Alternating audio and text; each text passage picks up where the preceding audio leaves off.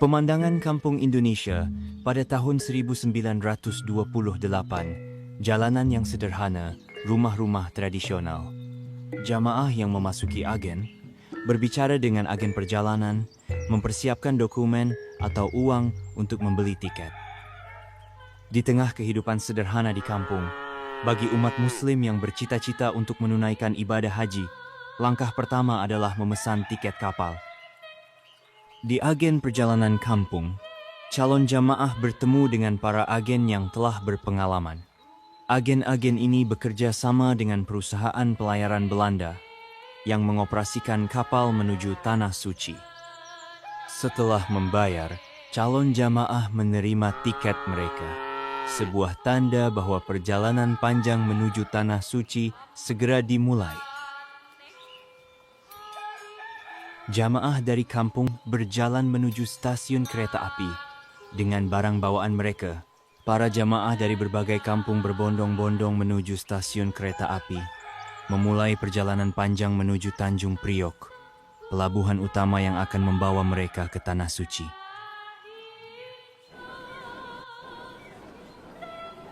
Kereta api penuh sesak, berangkat menuju Tanjung Priok. Perjalanan dengan kereta api ini adalah langkah pertama menuju impian mereka, menunaikan ibadah haji di Makkah.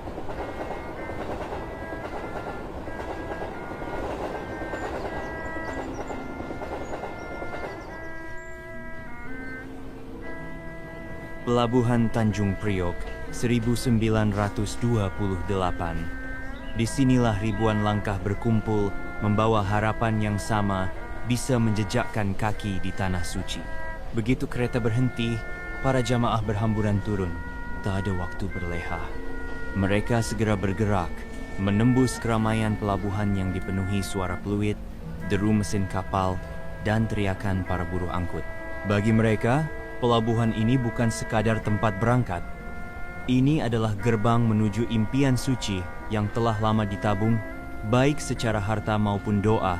Barang bawaan diangkut satu persatu, sebagian dengan tangan, sebagian lagi dinaikkan ke kapal menggunakan tali tambang. Sebuah kerjasama yang sederhana, namun penuh makna.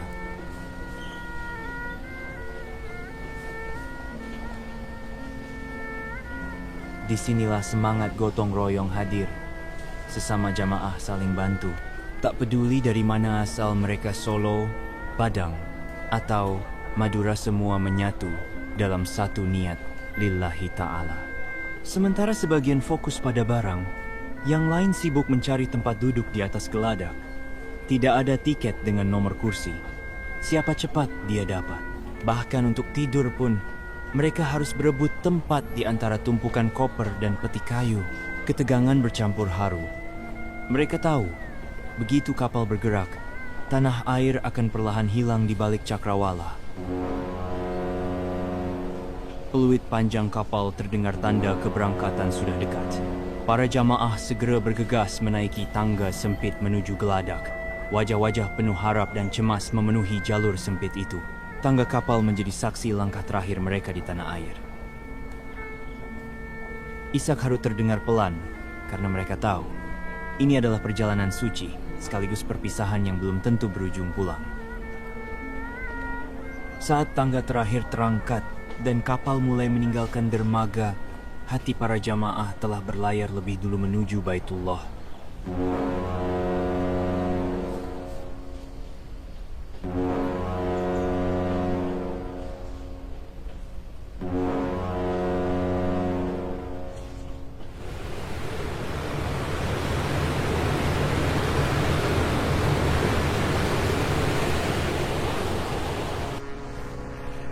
Kapal terus melaju menuju Palembang pelabuhan berikutnya. Di sana, ratusan jamaah telah menanti untuk ikut serta menuju Tanah Suci. Suatu sore di Sungai Moisi yang megah. Di sini, ratusan jamaah lainnya bergabung. Dari ulu sampai ilir, mereka datang membawa harapan yang sama menuju Mekkah. Geladak kapal pun semakin penuh. Tapi semangat justru semakin menyatu. Dari Jawa hingga Sumatera, satu niat, satu tujuan.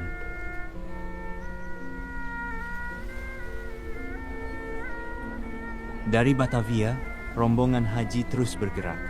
Kini, tibalah giliran Palembang. Di kota ini, antusiasme warga luar biasa. Di pelabuhan, para keluarga sudah menanti, sebagian mengantar, sebagian lagi berharap bisa berangkat. Terdengar kabar, Sweeten sich weer honderden aan, ratusan orang kembali bergabung. Semangat haji menular dari mulut ke mulut, tak hanya dari Palembang kota, tapi juga dari Ulu dan Ilir, datang dengan perahu kecil menuju dermaga besar. Mereka ingin jadi bagian dari perjalanan suci itu. Bagi masyarakat Palembang, berhaji bukan sekadar kewajiban agama. Ia adalah lambang kemuliaan sosial, bukti ketekunan hidup, dan harapan akan keberkahan keluarga.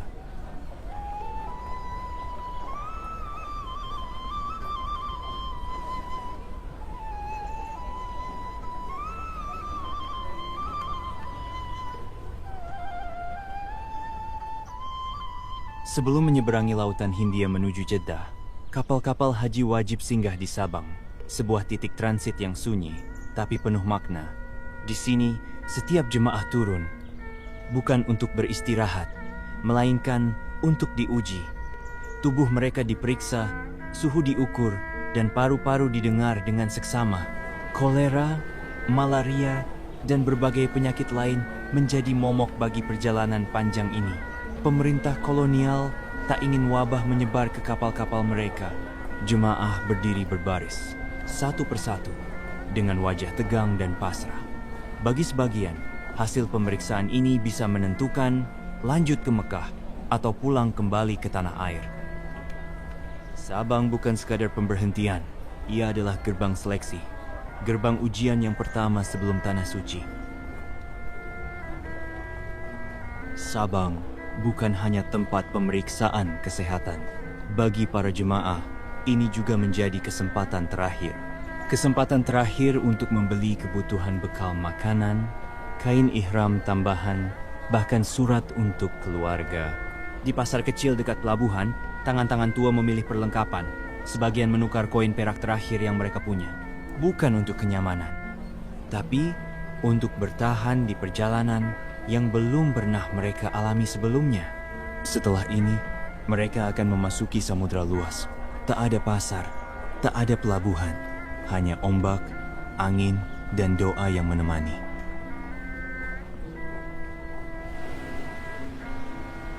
Dalam perjalanan menuju Tanah Suci, waktu seakan melar. Hari-hari panjang di atas lautan tak berujung membuat para jemaah harus belajar bertahan bukan hanya secara fisik, tapi juga batin. Namun di antara suara ombak dan angin kapal, ada tawa kecil yang terdengar. Salah satu petugas kapal, entah sengaja atau kebetulan, memperlihatkan trik sulap sederhana. Sebuah hiburan langka yang disambut dengan sorak dan tepuk tangan. Sejenak, kapal itu bukan lagi tempat transit spiritual, tapi menjadi panggung kecil di tengah samudra, di mana iman dan tawa bisa berdampingan.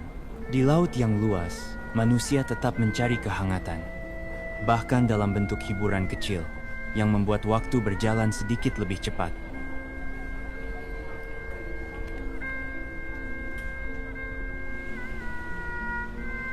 Banyak lagi pemandangan yang indah dan tenang terlihat. Di geladak kapal, para jemaah memandang langit. Laut tenang, langit bersih. Tak ada lampu kota, hanya bintang-bintang yang berkelip seakan lebih dekat dari biasanya. Sebagian berzikir pelan, sebagian terpejam dalam diam. Kapal melaju, dan waktu berjalan tanpa terburu-buru. Dalam keheningan malam, mereka merasa lebih dekat dengan Tuhan. Seakan setiap hembusan angin membawa doa, dan setiap detik adalah percakapan batin yang dalam.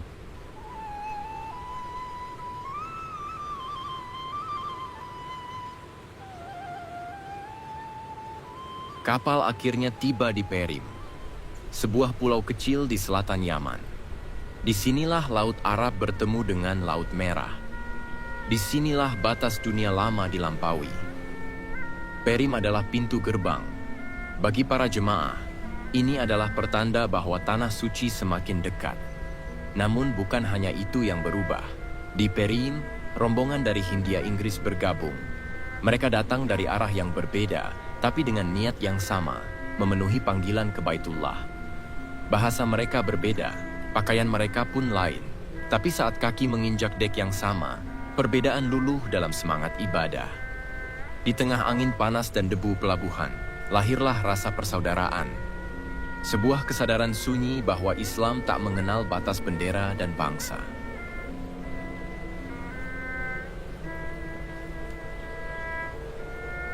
Setiap malam, matahari terbenam di hadapan mereka.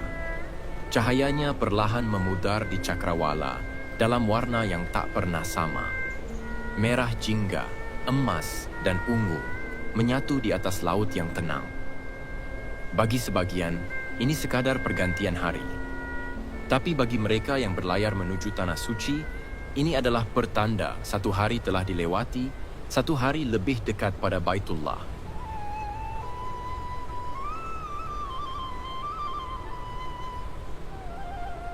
Setelah berhari-hari di tengah samudra, setelah malam-malam panjang yang tenang dan penuh doa, akhirnya Jeddah terlihat di kejauhan.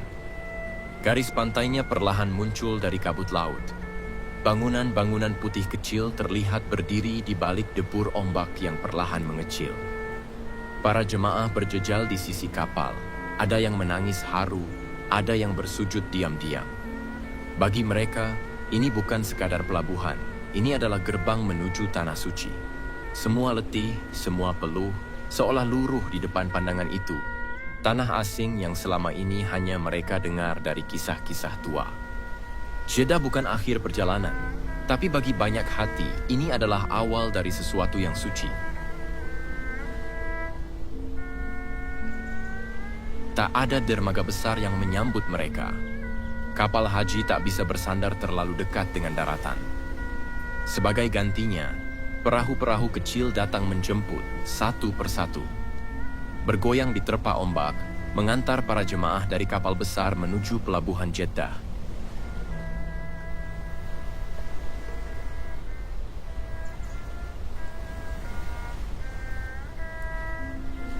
Di atas perahu, wajah-wajah letih berubah menjadi haru. Karena tanah yang selama ini hanya mereka lihat dalam mimpi, kini sudah bisa dicium dari dekat. Setiap dayungan membawa mereka lebih dekat ke Baitullah. Lebih dekat ke puncak dari sebuah perjalanan yang telah mengubah jiwa mereka selamanya. Di pintu masuk Jeddah, para jemaah harus melewati satu tahapan penting, pemeriksaan bea cukai. Disinilah Anda melihat wajah-wajah dari seluruh penjuru dunia. Ada yang datang dari Afrika, berbalut kain putih dan sorban panjang. Ada yang dari Asia Tenggara, dengan wajah lembut dan langkah penuh takzim. Ada pula yang dari Eropa dan Amerika, mengenakan pakaian yang sama, karena di sini semua dibersihkan dari status dan asal-usul. Bahasa mereka berbeda, warna kulit pun beragam, tapi semua mengucap satu kalimat yang sama. Labbaik Allahumma labbaik. Inilah wajah Islam yang sesungguhnya. Satu dalam tujuan, sejajar dalam ibadah. Di luar Masjidil Haram, di tengah hiruk pikuk dan panas kota tua ini, kita menyaksikan kebesaran yang tak bisa diukur dengan angka atau kata.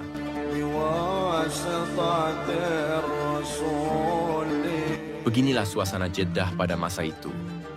Pelabuhan yang menjadi pintu masuk ke tanah suci.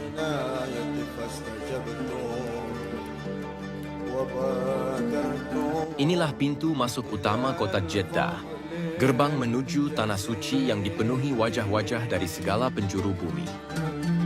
Jeddah bukan kota biasa.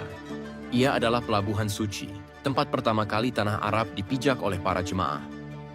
Beberapa gambar ini memperlihatkan denyut hidup kota pelabuhan yang padat penduduk. Jalan-jalan sempit tapi ramai, dengan arsitektur kuno yang berbaur dengan hiruk-pikuk modernitas saat itu. Inilah jalanan paling keren pada zamannya. di mana unta, mobil, dan pejalan kaki bisa berbagi ruang dalam satu bingkai kehidupan. Langkah-langkah mereka kini mantap. Rasa lelah perlahan diganti dengan rasa syukur. Mekah sudah dekat, dan hati mereka telah siap menyambut panggilan suci.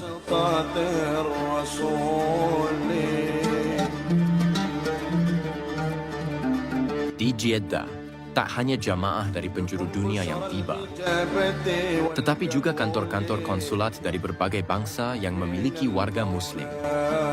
Persia, Mesir, Prancis, Italia, Inggris, hingga Hindia Belanda. Di tengah lautan manusia yang hendak menuju Tanah Suci, Jeddah menjelma jadi simpul diplomatik dunia Islam di mana urusan spiritual dan kenegaraan bertemu dalam satu pelabuhan.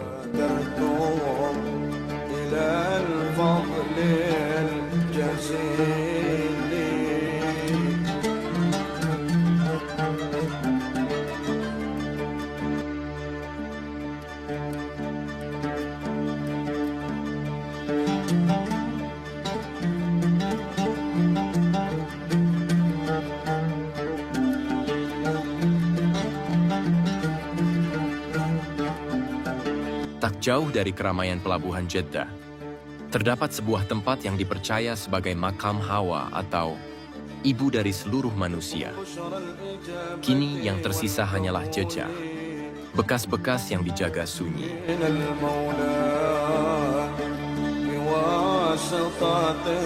Di luar gerbang kota, tampak kelompok buruh harian yang bekerja demi menyambung hidup. Banyak di antaranya berasal dari Afrika. Disebut orang negro kala itu menjadi bagian dari denyut kehidupan Jeddah yang tak pernah benar-benar diam. Mereka hidup dalam tenda-tenda sederhana, membentuk perkemahan sementara, menanti panggilan kerja, atau sekadar bertahan dari panas dan debu.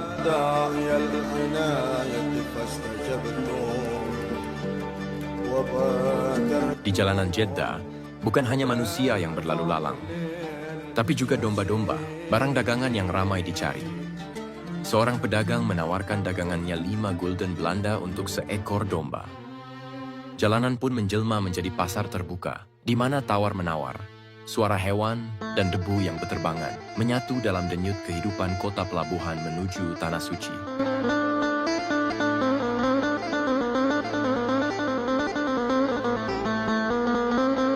Perjalanan berlanjut menuju tempat penampungan air. Disinilah para jamaah mengambil air tawar dari sumur-sumur yang tersedia.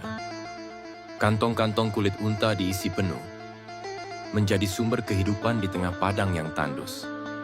Di balik setiap langkah menuju Tanah Suci, ada usaha untuk bertahan, seteguk demi seteguk.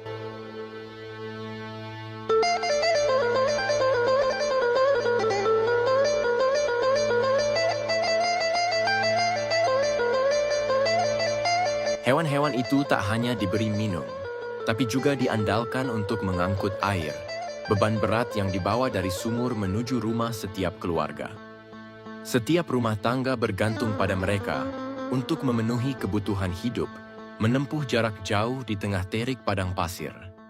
Dalam keterbatasan, kerja keras ini menjadi bagian tak terpisahkan dari perjuangan hidup sehari-hari.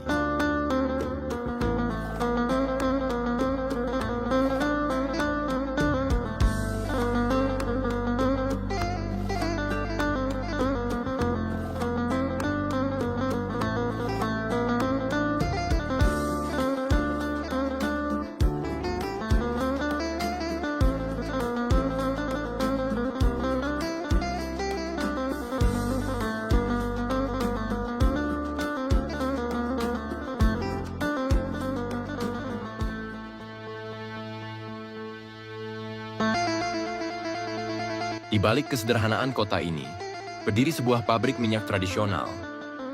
Tanpa mesin uap, tanpa listrik. Disinilah unta dan keledai menjadi penggerak utama. Memutar roda, mengolah biji menjadi minyak.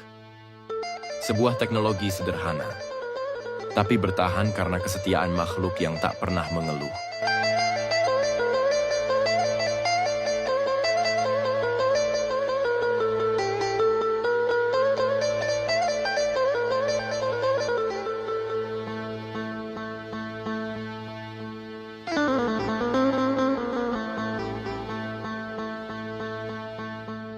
Secara arsitektur, Jeddah menyimpan banyak keindahan.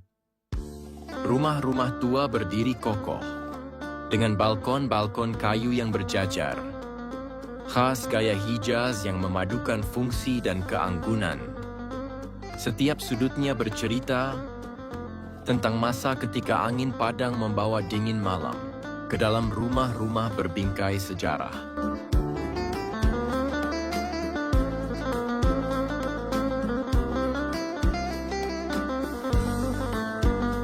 Di sini, ribuan pengunjung Mekah berkumpul dalam waktu yang bersamaan. Kota menjadi ramai, pasar-pasar dipenuhi suara tawar-menawar dari berbagai penjuru dunia. Unta-unta ini akan menjadi kendaraan jemaah haji melewati gurun. Merekalah kapal gurun. Unta-unta yang duduk dan berdiri, bersiap menempuh perjalanan berat di tengah padang pasir. Tanpa mesin, tanpa roda, namun mampu membawa beban bertonton melintasi medan yang tak terjamah kendaraan lain. Dalam kesunyian gurun, merekalah kendaraan paling setia dan kuat yang pernah dikenal peradaban.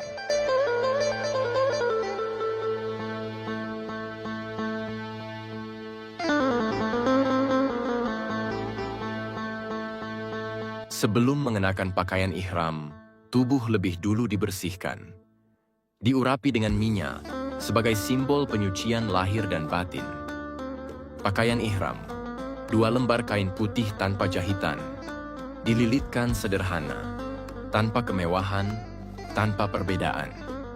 Semua sama di hadapannya, hanya niat dan ketulusan yang membedakan.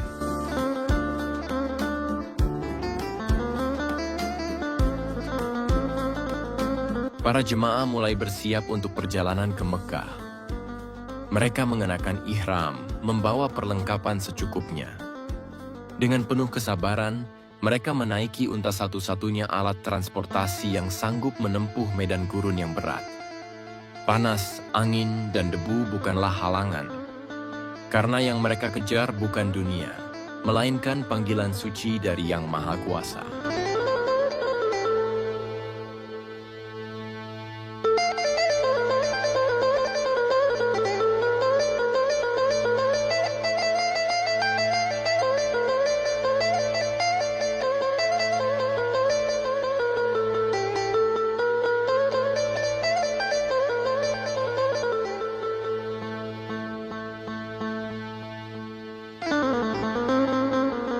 Unta-unta kargo mulai dimuat dengan perlahan. Satu persatu karung, persediaan makanan, air, dan perlengkapan perjalanan dinaikkan ke punggung mereka.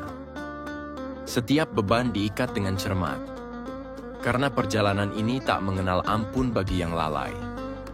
Padang pasir menanti, luas, sunyi, dan menyimpan banyak misteri. Tapi semuanya telah bersiap, baik tubuh, hati, maupun niat. Sebuah perjalanan besar akan dimulai, menembus dataran panas yang tak berujung, demi satu tujuan yang mulia, Tanah Suci Mekah.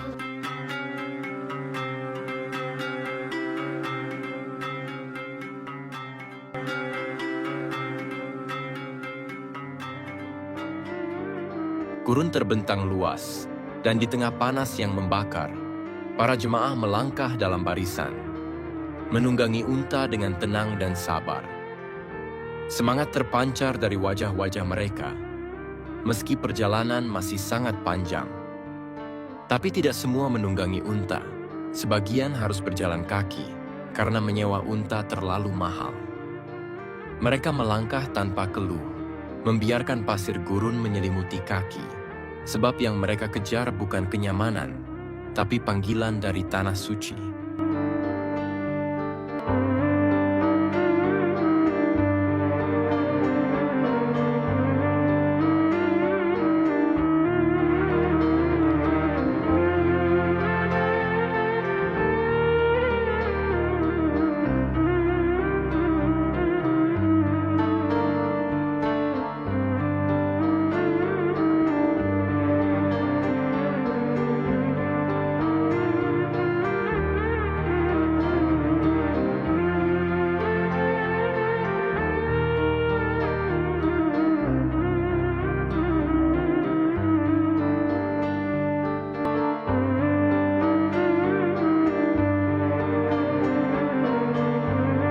Akhirnya perjalanan panjang itu sampai juga, dan Mekah mulai terlihat di hadapan mereka. Gedung-gedung yang menjulang tinggi mulai mengelilingi, sementara di tengah kota, Masjidil Haram berdiri megah, menanti kedatangan mereka. Al-Baitul Haram, rumah Tuhan yang penuh berkah, menjadi tujuan akhir dari perjalanan ini, tempat mereka akan merasakan kedamaian yang sejati. Mekkah, dengan segala keramaian dan kesakralannya, kini menyambut para jemaah dengan penuh harapan.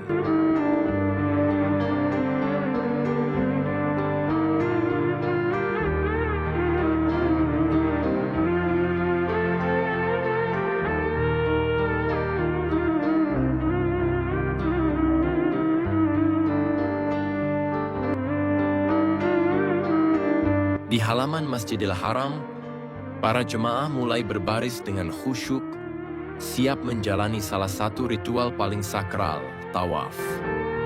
Dengan penuh ketenangan, mereka mulai berputar. 7 kali mengelilingi Ka'bah. Setiap langkah diiringi doa dan harapan. Tawaf bukan sekadar gerakan fisik, tapi sebuah perjalanan spiritual, mendekatkan diri kepada Sang Pencipta. Dengan penuh iman, setiap putaran membawa mereka lebih dekat ke hati Tanah Suci, menghubungkan jiwa dengan Yang Maha Kuasa.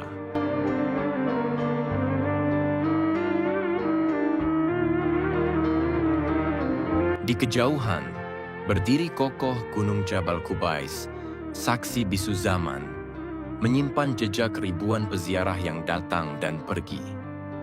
Dari lerengnya, kota Mekkah tampak seperti lautan bangunan suci, berdenyut dalam irama ibadah yang tak pernah berhenti. Tak jauh dari sana, berdiri Madrasah Al-Falah, tempat para pelajar menimba ilmu agama, meneruskan tradisi pengetahuan yang diwariskan turun-temurun.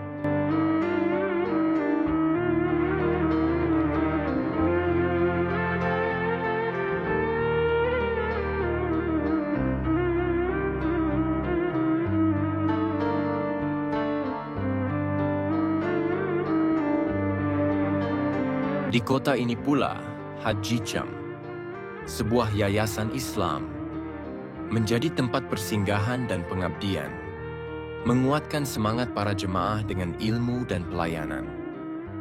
Di balik kesibukan ibadah, Mekkah juga menyimpan denyut kehidupan, di mana ilmu dan iman bertemu dalam satu ruang.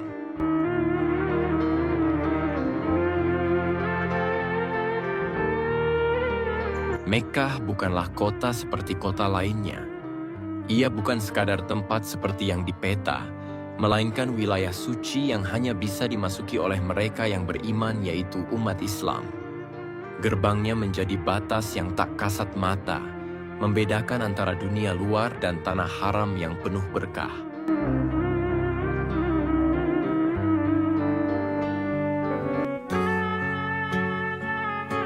Bab As-Salam adalah salah satu gerbang bersejarah Masjidil Haram. Lewat pintu inilah banyak jemaah dari berbagai zaman masuk, termasuk mereka yang datang dalam perjalanan haji berbulan-bulan lamanya dari penjuru dunia.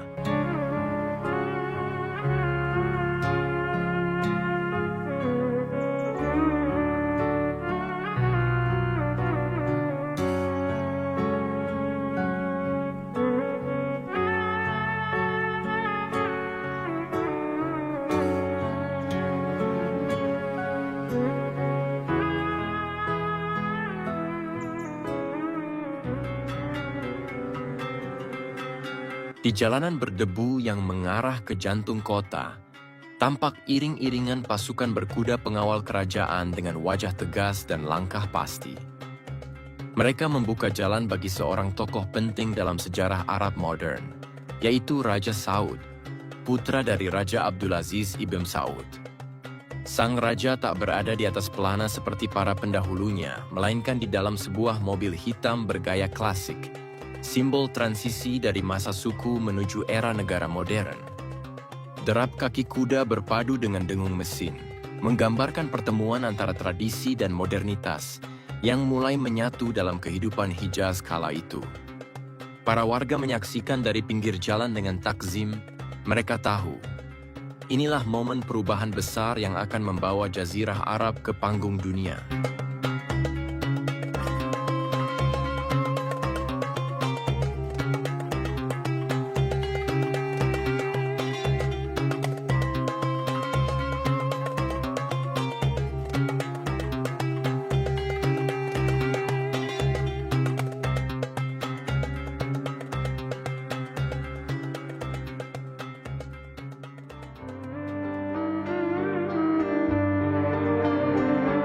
Jumat adalah hari yang agung dalam kalender Islam. Di Masjidil Haram, ribuan jamaah memadati setiap jengkal ruang, mengalir seperti ombak yang datang dari segala penjuru dunia.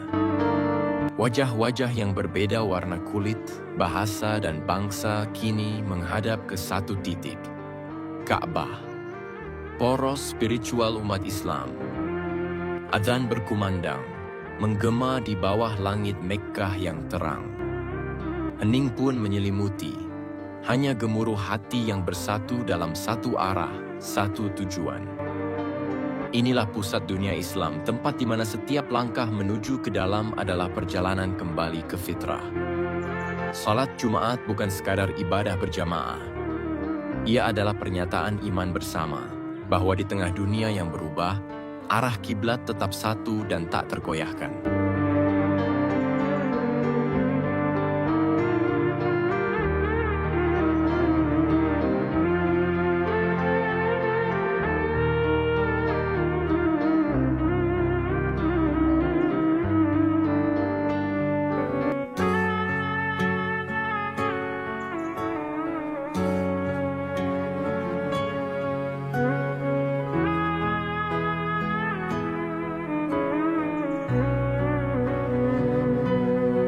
Para peziarah memulai dua ritual utama yang telah berlangsung sejak ribuan tahun silam.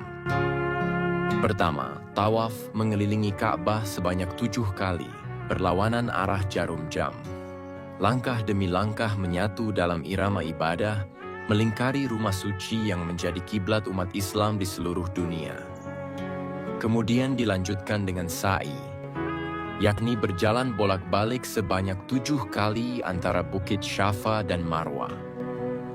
Ritual ini meneladani perjuangan Siti Hajar yang dengan penuh harap mencari setetes air untuk putranya, Nabi Ismail. Meskipun dilakukan dalam kondisi fisik yang melelahkan, ribuan jamaah melakukannya dengan khidmat, karena setiap langkah adalah zikir, setiap nafas adalah doa, dan setiap gerakan adalah bagian dari penghambaan.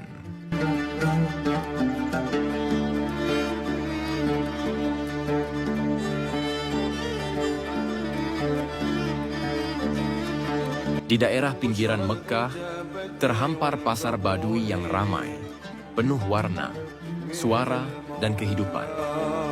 Disinilah tempat berlangsungnya perdagangan kambing dan domba secara besar-besaran. Pedagang dari berbagai penjuru datang membawa ternak mereka, menawarkan hewan kurban kepada para jamaah dan penduduk setempat. Tak jauh dari pasar, tampak rumah jagal terbuka. Semua dilakukan dengan cara manual, tanpa mesin. Pisau-pisau diasah dengan cepat. Tangan-tangan terampil bekerja penuh kehati-hatian. Tradisi ini tetap lestari, sebagai bagian dari kearifan lokal yang turun-temurun. Pemandangan ini bukan sekadar aktivitas ekonomi, melainkan juga bagian dari denyut kehidupan Mekkah kala musim haji tiba.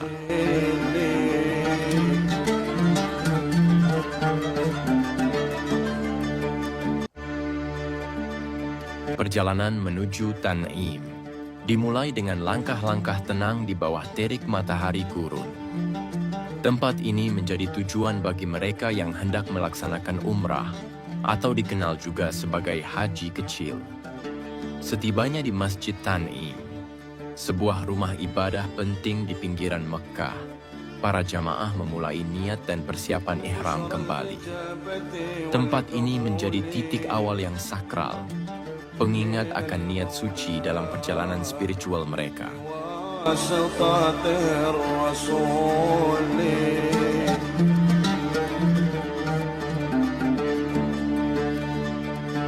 لكم بشرى الإجابة والقبول من المولى بواسطة الرسول. Tiga perjalanan utama selalu menjadi bagian penting dari ibadah haji di Tanah Suci. Medina, Arafat, dan Mina. Tiga nama yang bukan sekadar lokasi, tapi medan spiritual yang penuh makna. Di Medina, para jemaah menziarahi makam Rasulullah mengirim salam, menundukkan hati. Di Arafat, mereka berkumpul dalam kesatuan, menanti ampunan di padang yang sunyi tapi penuh harap.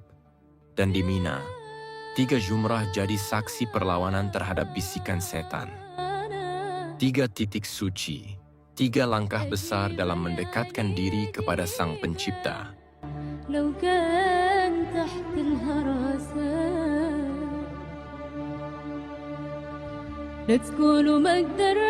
Pada hari ketiga di bulan ke-12, para jemaah mulai bergerak. Tujuannya satu, Medina, kota Nabi, tempat jejak Rasul masih terasa dalam setiap hembusan angin. Mereka berangkat dengan hati penuh harap, dengan bekal rindu yang tak bisa diukur dengan apapun di dunia. Unta, kuda, dan kaki yang tak pernah ragu melangkah.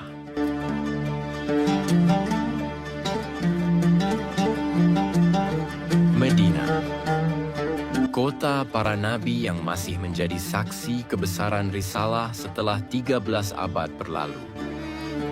Disinilah gema wahyu pernah mengguncang langit dan bumi. Dan di setiap sudutnya, jejak Rasulullah masih terasa hidup. Jemaah datang dengan hati yang tunduk dan mata yang basah. Mereka ziarah ke Raudah, menyampaikan salam, dan meresapi kedamaian yang tak bisa dilukiskan kata-kata. Medina bukan hanya sebuah kota. Ia adalah pelukan sejarah bagi jiwa-jiwa yang merindu. Masjid Nabawi, sebuah tempat yang penuh makna spiritual bagi umat Muslim. Terletak di kota Madinah, masjid ini dibangun di atas makam Nabi Muhammad dan menjadi salah satu destinasi utama dalam perjalanan haji. Di tahun 1928, masjid ini sudah menjadi pusat peribadatan yang ramai, meskipun dengan kondisi yang jauh berbeda dari sekarang. Para jemaah haji, seperti yang kita lihat dalam footage ini, datang dari berbagai penjuru dunia, merasakan kedamaian dan ketenangan yang hanya bisa didapatkan di tempat yang penuh berkah ini. Mereka menunaikan ibadah, memanjatkan doa, dan merenungkan sejarah panjang perjuangan dakwah Nabi Muhammad. Masjid Nabawi, dengan arsitektur khasnya, menawarkan suasana spiritual yang mendalam, meskipun sederhana. Bangunan ini menjadi saksi bisu perjalanan haji dari generasi ke generasi, termasuk perjalanan haji tahun 1928, yang menjadi bukti ketulusan dan semangat umat Islam dalam melaksanakan rukun Islam yang kelima ini.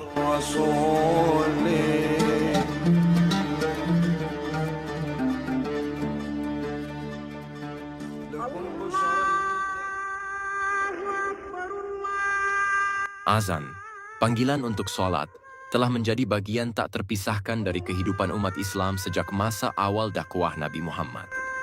Di tahun 1928, meskipun dunia masih jauh dari kemajuan teknologi yang ada sekarang, suara azan tetap menjadi penghubung antara hamba dan Sang Pencipta. Di Masjid Nabawi di kota Madinah, azan berkumandang setiap kali waktu sholat tiba. Dari menara masjid yang menjulang tinggi, seorang muazin memanggil umat untuk meninggalkan segala aktivitas duniawi dan menyambut panggilan Allah.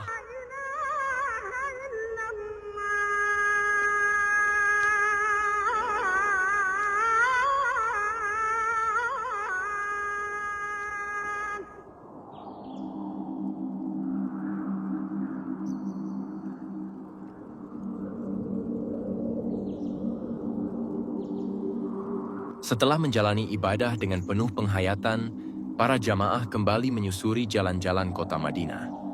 Di sela waktu, mereka beristirahat, berbaur dengan warga, dan menikmati keseharian yang sederhana. Botol air dingin menjadi pelepas dahaga yang berharga di tengah panasnya terik gurun, menyegarkan tubuh yang letih setelah panjangnya perjalanan. Beberapa dari mereka singgah di pasar-pasar kecil. Kegiatan berbelanja bukan sekadar mencari kebutuhan, tapi juga menjadi ruang untuk merasakan denyut kehidupan kota. Tak lama kemudian, langkah mereka kembali diarahkan ke kota suci Mekah, kota yang menjadi poros utama perjalanan ini. Di tanah yang kering dan panas, air menjadi sesuatu yang sangat berharga. Irigasi dikelola dengan cara yang rumit dan penuh ketekunan. Saluran-saluran dibangun secara manual, tanpa alat modern, hanya mengandalkan tenaga unta dan ketelatenan. Setiap tetes air adalah hasil kerja keras. Ia menghidupi ladang, kebun, dan kehidupan sehari-hari di kota suci. Di balik hiruk-pikuk haji, irigasi ini adalah denyut lain dari ketabahan masyarakat setempat.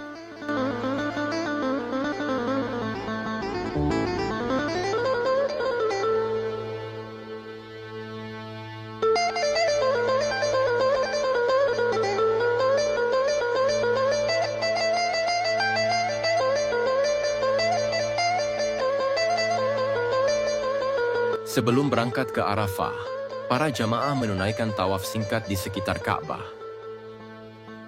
Rombongan pun mulai bergerak. Unta mengangkut ribuan jamaah menuju Padang Arafah. Di awal perjalanan, segalanya terasa nyaman. Namun kenyamanan itu perlahan memudar. Sebuah mobil mogok di tengah jalan, memaksa para jamaah turun dan mendorongnya bersama. Tak ada keluhan, hanya kerja sama dalam diam. Di sisi lain, seekor unta mengamuk. Panik di tengah keramaian nyaris membuat kekacauan. Tapi para penggiring tetap tenang, menenangkan hewan itu dengan pengalaman dan kesabaran. Haji bukan sekadar ibadah, tapi juga perjalanan penuh ujian. Dari sabar, lahir kebersamaan. Dari lelah, lahir kekuatan.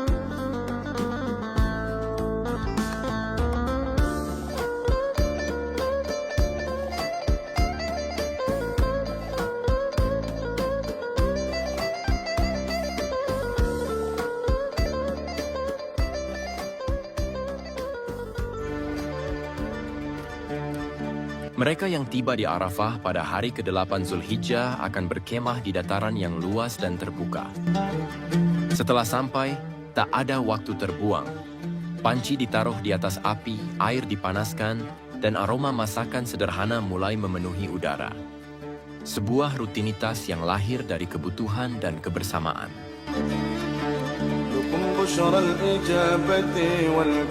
Setiap tahun, para peziarah mendatangi Jabal Rahmah, gunung kecil di tengah Arafah yang diyakini sebagai tempat pertemuan Nabi Adam dan Hawa.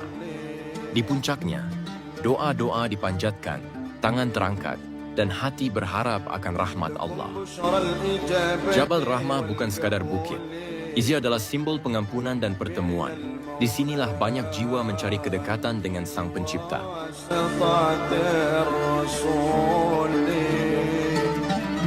Sebuah perkemahan besar terbentang di Arafah. Lebih dari 20.000 tenda berdiri, menampung ribuan muslim dari berbagai penjuru dunia. Para peziarah terus berdatangan, menyatu dalam satu tujuan, wukuf di hari Arafah. Di tengah perkemahan, logistik terus bergerak. Makanan disiapkan dalam skala besar. Inilah jamu Arafah, sajian khas untuk para jamaah. Sederhana tapi menguatkan, karena setiap energi dibutuhkan untuk ibadah yang akan mencapai puncaknya.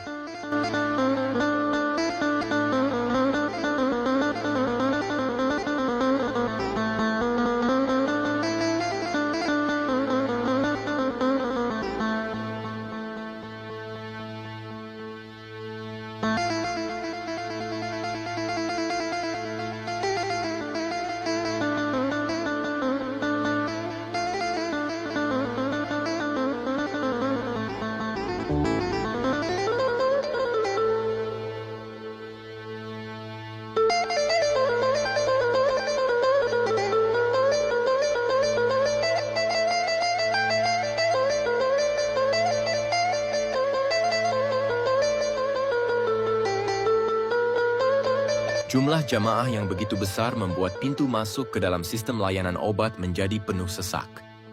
Banyak yang mengantri untuk mendapatkan perawatan ringan, dari kelelahan, dehidrasi, hingga luka-luka kecil. Di sisi lain, wadah air dari terpal besar didirikan di berbagai titik. Sumber air bersih ini jadi penyelamat di tengah panas yang menyengat. Jamaah bergantian mengisi botol, membasuh wajah, atau sekadar menyegarkan diri.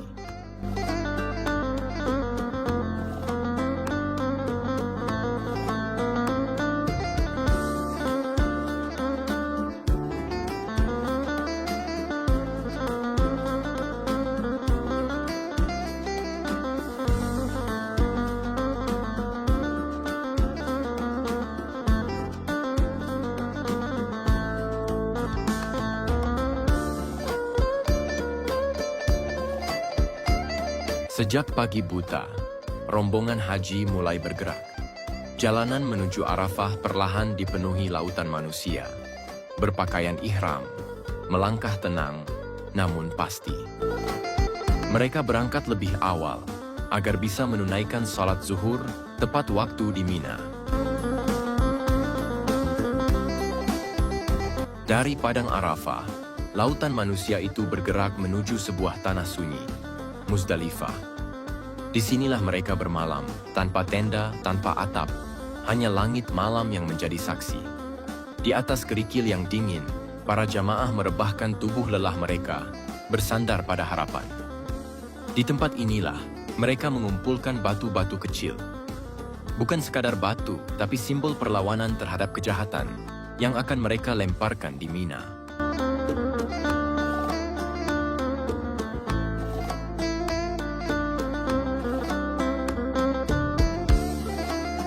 Dari Muzdalifah, langkah-langkah itu berlanjut menuju Mina, lembah yang sempit namun penuh makna.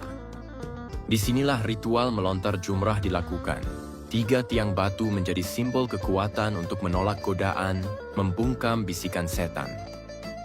Batu-batu yang semalam dikumpulkan kini dilemparkan satu persatu dengan niat yang teguh. Menegaskan bahwa diri ini memilih taat, bukan sesat.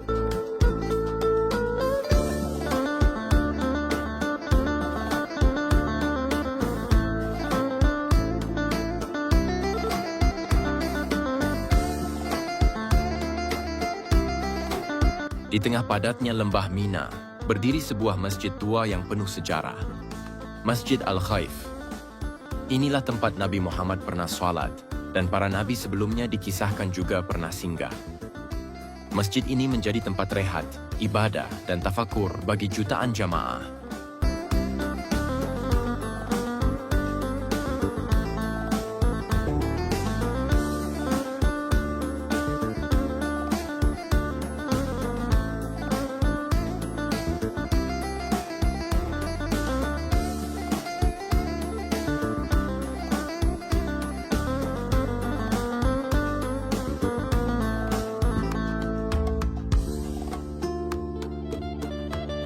Saat tiba di Mina, para peziarah tidak langsung menemukan kenyamanan.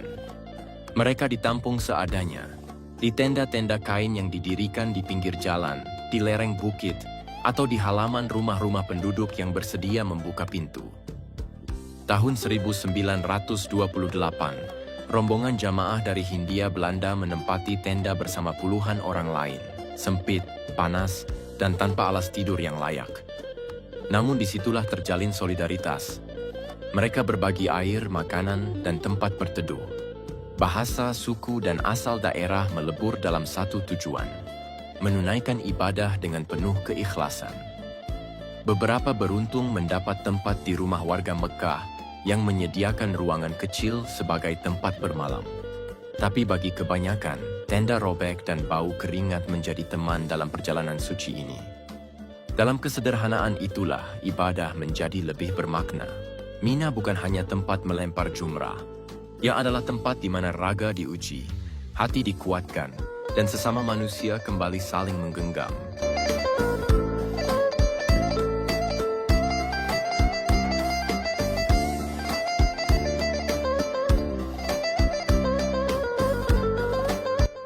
Dengan menunggang unta, keledai, dan berjalan kaki. Aliran jamaah terus bergerak, tak putus-putus, melewati jalan-jalan sempit di Mina. Lembah yang biasanya sunyi itu, kini bergemuruh oleh suara langkah, seruan doa, dan denting pelana. Jalan-jalan Mina yang nyaris sepi sepanjang tahun, mendadak menjadi urat nadi ibadah yang hidup. Penuh warna, penuh harap. Tahun 1928, rombongan dari Hindia Belanda ikut dalam arus besar ini. Di bawah terik matahari gurun, mereka melangkah perlahan, membawa bekal seadanya, namun keyakinan yang tak tergoyahkan. Tidak ada jalan yang mudah, tapi tak ada yang mundur. Sebab setiap langkah menuju Jumrah adalah langkah melawan sisi gelap dalam diri. Di Mina, pergerakan itu bukan sekadar perjalanan. Ia adalah zikir dalam gerak, ibadah dalam setiap derak.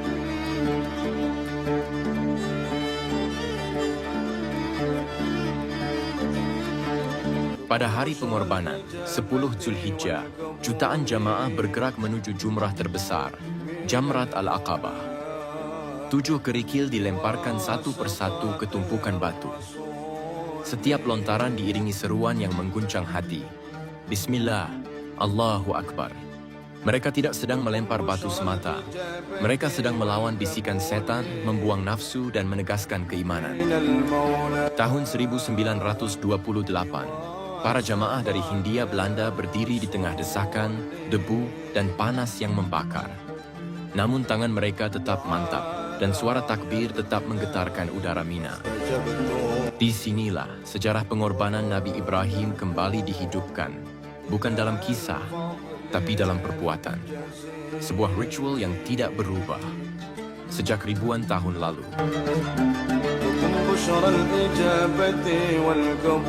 Setelah lontaran terakhir, setelah malam-malam di Mina terlewati, rombongan besar itu pun berangkat. Langkah demi langkah, mereka meninggalkan lembah pengorbanan dan kembali menuju kota suci, Mekah. Tidak semua kembali dalam kondisi yang sama seperti saat mereka datang. Ada yang kehilangan, ada yang sakit, bahkan ada yang gugur di jalan Allah. Tapi mereka yang kembali membawa sesuatu yang tidak bisa dilihat mata, jiwa yang dimurnikan. Tahun 1928, rombongan haji dari Hindia Belanda kembali melintasi gurun, menahan lelah dan rindu menuju Baitullah untuk menunaikan tawaf perpisahan.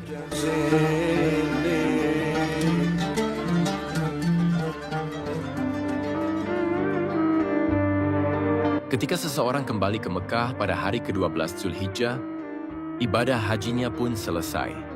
Ia telah melintasi padang Arafah, bermalam di Muzdalifah, melempar jumrah di Mina, dan kini kembali ke Baitullah dalam keadaan bersih.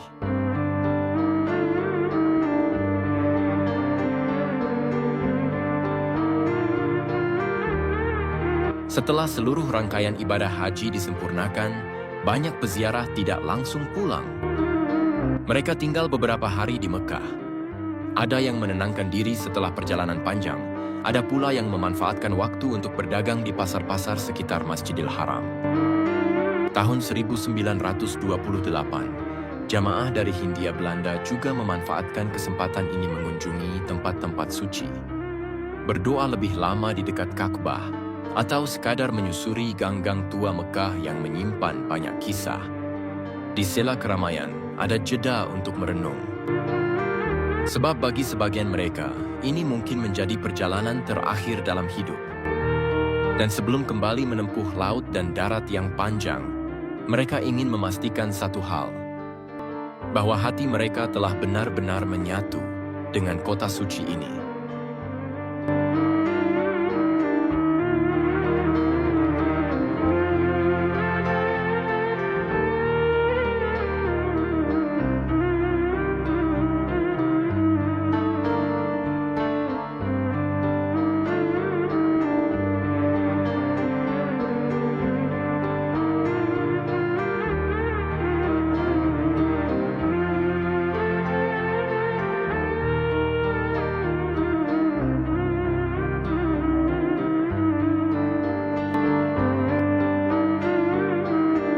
Di antara langkah-langkah pelan dan wajah yang menunduk haru, para jamaah mengayunkan pandangan terakhir ke arah Baitullah. Telah usai rangkaian ibadah suci, tawaf, sa'i, wukuf, dan tahallul yang mereka tempuh dengan segala daya dan upaya. Di depan Ka'bah yang agung itu, mereka mengucapkan salam. Bukan sekadar kata, melainkan perpisahan dari hati yang terdalam. Sebuah salam yang mungkin menjadi yang pertama dan sekaligus yang terakhir.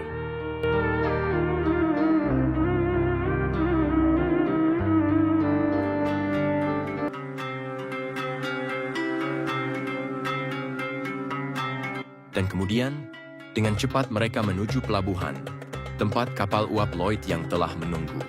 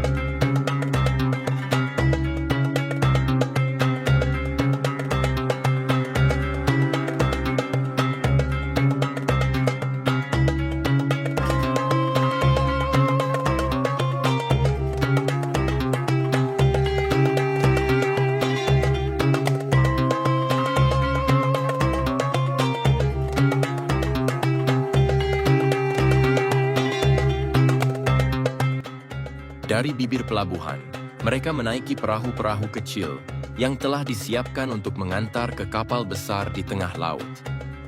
Ombak pelan mengayun perahu, seolah mengantar dengan lirih.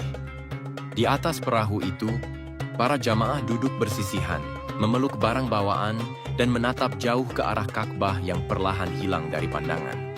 Di kejauhan, kapal uap Lloyd berdiri megah, menanti untuk membawa mereka pulang. Bagi banyak dari mereka, inilah saat terakhir melihat tanah suci dari atas gelombang dalam diam yang penuh doa.